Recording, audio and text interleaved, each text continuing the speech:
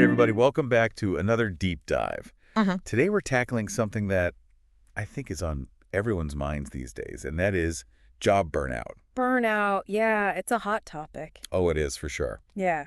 We're going to be looking at a talk by Dr. Christina Maslach.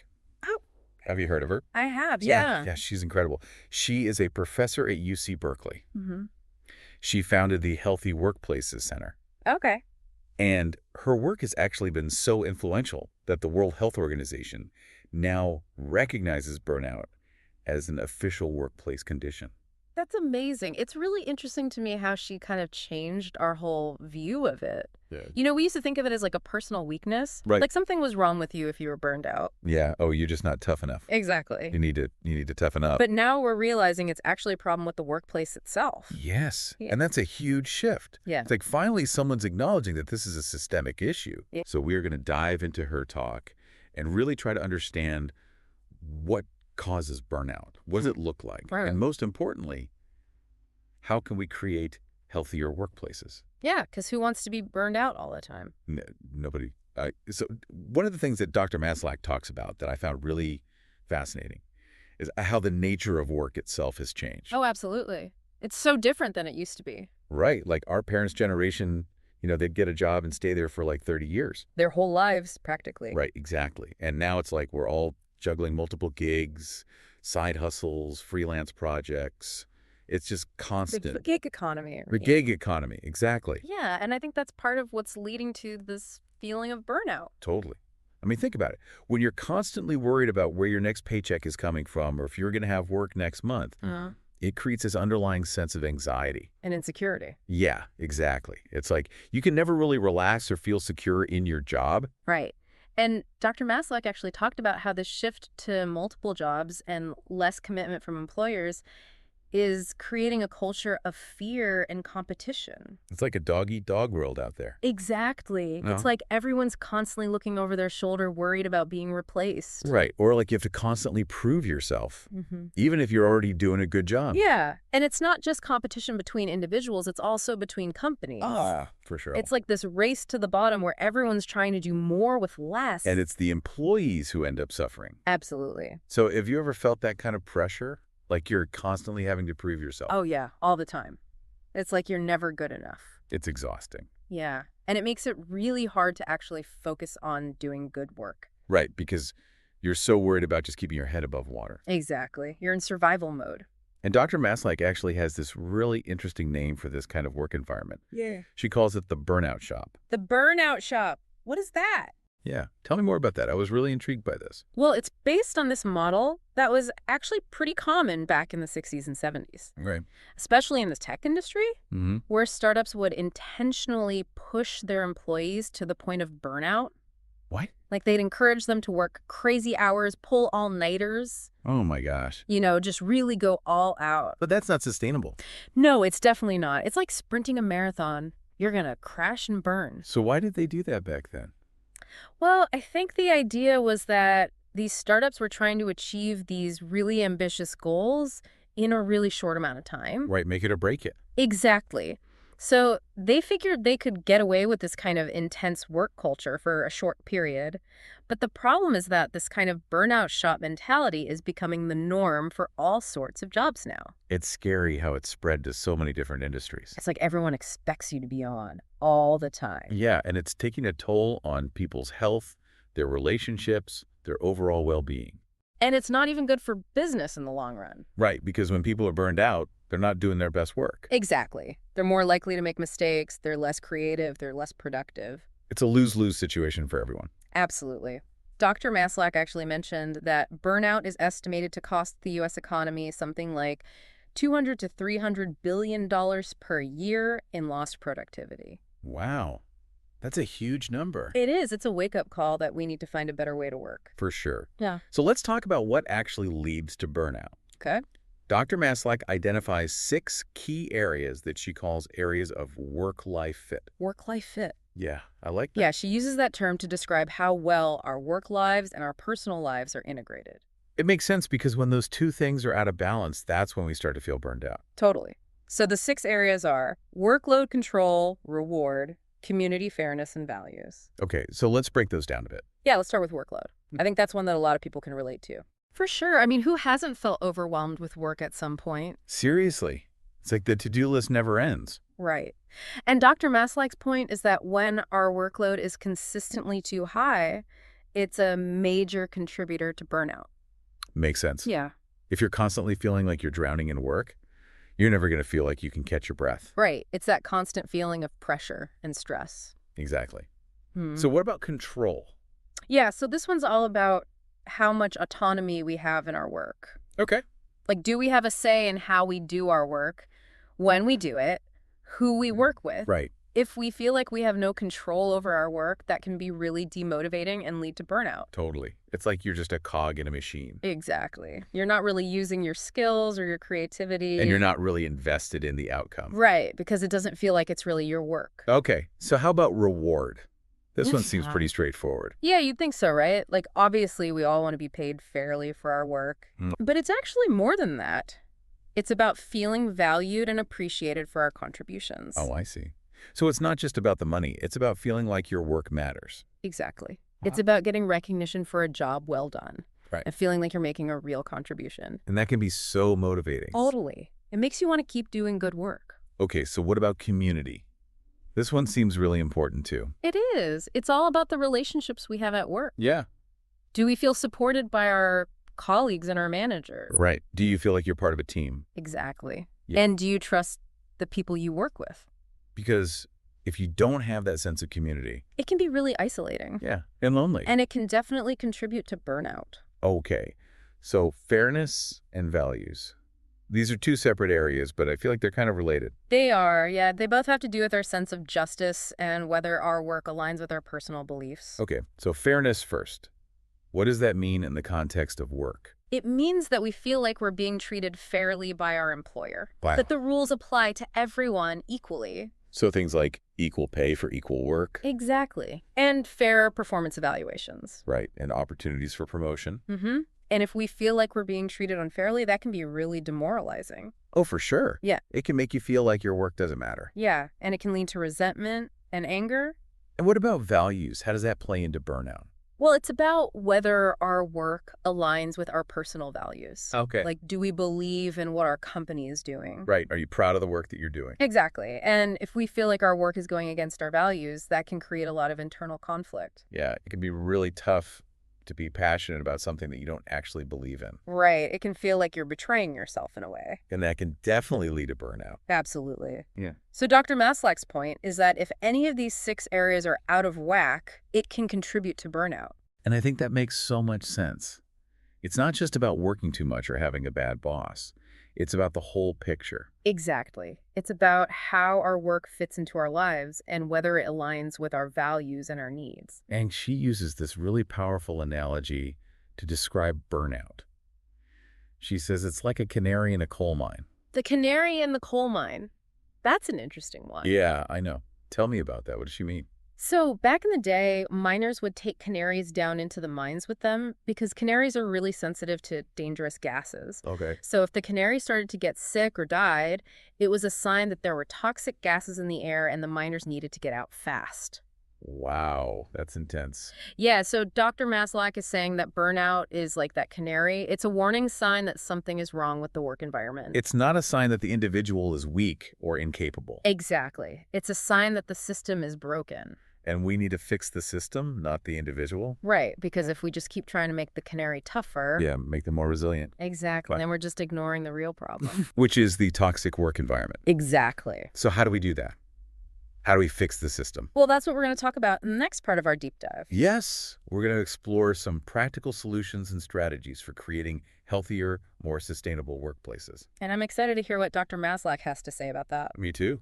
Yeah. So stay tuned for part 2. All right, I'm ready. Awesome. Let's do it. All right, so we're back talking about burnout, and I'm really curious to hear more about how we can actually create these healthier workplaces we keep talking about. Me too. I think it's the million-dollar question, right? For sure, because it's one thing to diagnose the problem, Right. but it's another thing to actually come up with solutions. Exactly. And I think Dr. Maslach really hit the nail on the head when she said we need to move away from this whole burnout shop mentality. Yeah, that idea that we can just keep pushing people to their limits and expect them to perform at their best. It's just not sustainable in the long run. Right, it's like trying to run a car without ever changing the oil.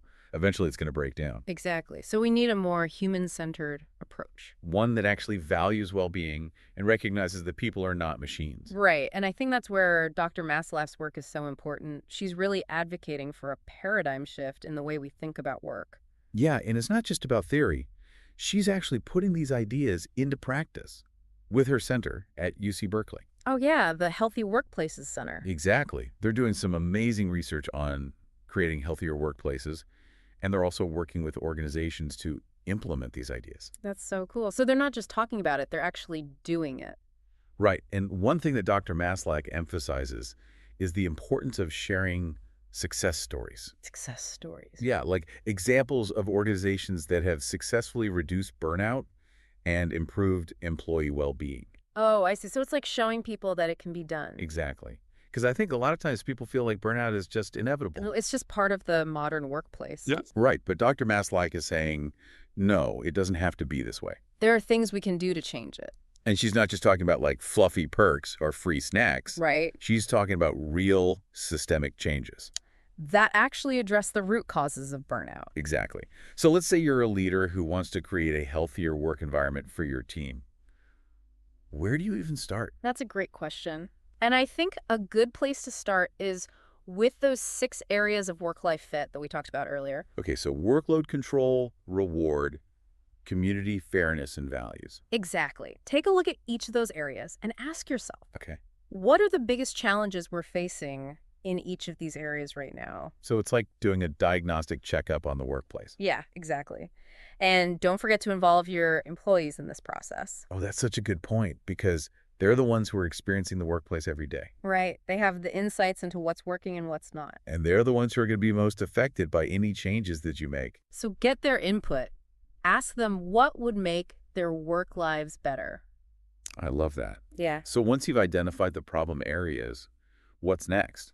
Then it's time to start brainstorming solutions. Oh. And the good news is that even small changes can make a big difference. That's encouraging because sometimes it feels like these problems are just so huge and overwhelming. Right.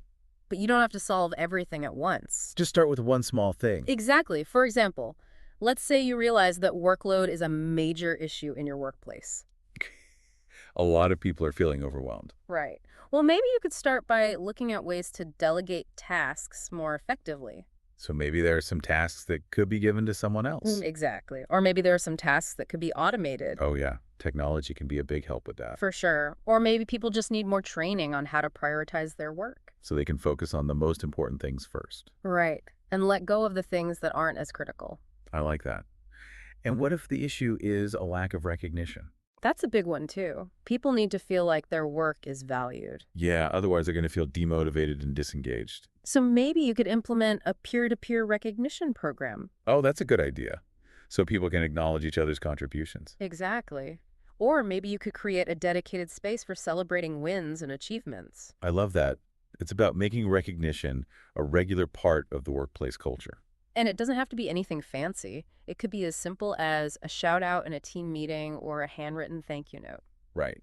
It's the thought that counts. And those small gestures can really make a difference. And remember that example that Dr. Maslach shared about the organization that tackled fairness issues? Oh, yeah. The one where those positive changes had a ripple effect throughout the whole company. Yeah, it was such a powerful illustration of how addressing those deeper issues of fairness and respect can create a more positive and supportive environment for everyone. It's like fairness is the foundation for a healthy workplace. I think you're right. If people don't feel like they're being treated fairly, they're not going to be as invested in their work or in the company. Exactly. And that's going to lead to all sorts of problems. Like burnout, disengagement, low morale. The whole 9 yards. So I think Dr. Maslach is really challenging us to think differently about how we create workplaces. It's not just about maximizing productivity, It's about creating environments where people can thrive where they can bring their whole selves to work. and where they can feel valued, respected, and supported.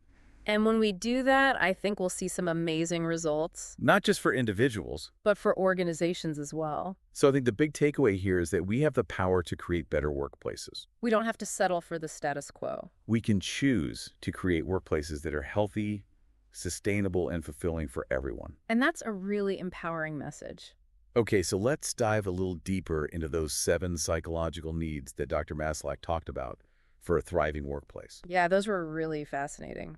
I know there's so much to unpack there. Yeah. And I think it's really helpful to think about these needs not just as abstract concepts, Right. but as like practical things that we can actually cultivate in our workplaces. Totally. Because when these needs are met, it can lead to some pretty amazing results. Yeah, like increased engagement, creativity, productivity. And just overall well-being. Right, exactly. Mhm. So why don't we go through each of the needs one by one Okay, sounds good. and talk about what they look like in practice. All right, let's do it. So first up, we have autonomy. Autonomy. Mm, Yeah, this one's all about having control over your work. right. And feeling empowered to make decisions. Exactly. And to use your unique skills and talents. So it's not just about doing what you're told Right, it's about having a sense of ownership over your work. and feeling like you have a voice. So how do we create that kind of environment? Well, I think one important way is to offer flexible work arrangements. Flexible work arrangements. Yeah, like flexible schedules Yeah. or the option to work remotely. Right, because when people have control over their time and their workspace, It can make a huge difference in their well-being and their productivity. totally. It's about trusting people to manage their own work. And recognizing that everyone has different needs and preferences. And another way to foster autonomy is to give people more say in which projects they work on. Oh, yeah, that's a good one. Because if you're passionate about the work you're doing, You're going to be more engaged and more motivated. exactly, and you're going to do better work. So whenever possible, try to give people choices. Let them gravitate towards the projects that really light them up. And don't be afraid to let people take ownership of their work. Yeah, give them the space to experiment and to try new things. That's how innovation happens. Okay, so next up we have belongingness. Belongingness. Yeah. This one's all about feeling connected to your colleagues. Yeah, like you're part of a team. Exactly. And that your contributions are valued. And I think this is so important because when people feel like they belong They're more likely to support each other. and to collaborate effectively. And they're just happier and more engaged at work.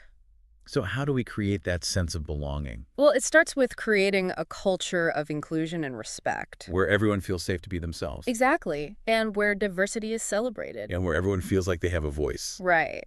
And I think it's also important to create opportunities for people to connect on a personal level. Yeah, like team building activities, social events, Even just casual conversations. because it's those informal interactions that really help build relationships. And create a sense of community. Okay, so moving on to competence. Competence. This one's all about feeling skilled and capable in your work. Yeah, and having opportunities to learn and grow. Exactly. And to receive feedback that helps you improve. So it's about feeling confident in your abilities. And feeling like you're constantly developing your skills. And I think one important way to foster competence is to provide opportunities for professional development. Professional development. Yeah, like training courses, workshops, mentorship programs Right. And it's also important to give people challenging assignments. that allow them to stretch their skills. Exactly. Because when people are challenged, they're more likely to feel a sense of accomplishment. And they're more likely to be engaged in their work So don't be afraid to give people opportunities to grow. and to step outside of their comfort zones. All right, next up we have positive emotions. Positive emotions. Yeah. This one might seem a little bit tricky. Like, can you really force people to be happy at work? Right. But it's not about that. It's about creating a work environment that naturally fosters positive emotions. No, it's about celebrating successes, Recognizing good work. offering words of encouragement. And creating a culture of appreciation and gratitude. Exactly. And when people experience positive emotions at work, They're more resilient, they're more creative more productive. and just more pleasant to be around. All right, so psychological safety. This one's really important. It is. It's all about feeling safe to speak up, Yeah, to share your ideas to take risks, and even to make mistakes. without fear of negative consequences. And I think this is so crucial because when people feel psychologically safe They're more likely to be innovative, and to come up with new ideas. and they're more likely to speak up when they see something that's not right. So how do we create that kind of environment? Well, it starts with leaders who are open to feedback Yeah, who admit when they don't have all the answers. and who create a space where it's okay to make mistakes. And it's also about encouraging healthy debate and creating a culture where people feel comfortable challenging the status quo. Because that's how we learn and grow. Right, so fairness. We've talked a lot about fairness That's already, his big one. but I think it's worth reiterating why it's so important. It's the foundation of trust and respect. And when people feel like they're being treated fairly, They're more likely to be loyal to the company. and they're more likely to be committed to their work. So how do we ensure fairness in the workplace Well, I think it starts with having clear policies. that are applied consistently? And it's also about being transparent in our decision-making. And giving everyone equal opportunities for growth and advancement. And creating a space where people feel comfortable speaking up if they feel like they've been treated unfairly. Because if we don't address those issues, They're just going to fester and create resentment. and that's not good for anyone. Okay, and finally we have meaning. Meaning, this one's a little bit more intangible than the others. But I think it's just as important. It's about feeling like your work has purpose, Yeah, like you're making a difference in the world. and that your work aligns with your personal values. And I think one way to foster meaning is to help people connect their work to the bigger picture. Like, how does their work contribute to the company's mission? Right. Or how does it impact the lives of others? And another way to foster meaning is to encourage people to bring their whole selves to work. Yeah, to be authentic and to let their values guide their work. Because when people find meaning in their work, They're more motivated and resilient. and more fulfilled. So I think it's really important for leaders to think about how they can create workplaces that are not only productive, But also meaningful. because when people find meaning in their work, It benefits everyone. the individual, the organization, and society as a whole. Wow. This has been such an incredible conversation. I know, I've learned so much. Me too. Yeah. And I think Dr. Maslach's work is so important because it's giving us a new way to think about work. And a new way to create workplaces that are truly thriving. And I think the big takeaway here is that we all have a role to play in creating these healthier workplaces. It's not just up to leaders or organizations It's up to all of us to advocate for change to support each other. and to create a world where work is a source of meaning and fulfillment. So, listeners, we want to hear from you. What resonated with you most from this deep dive? What actions are you feeling inspired to take? Share your thoughts on our social media channels or website, Let's keep this conversation going. because together we can create a better future of work. Absolutely. Until next time, keep diving deep.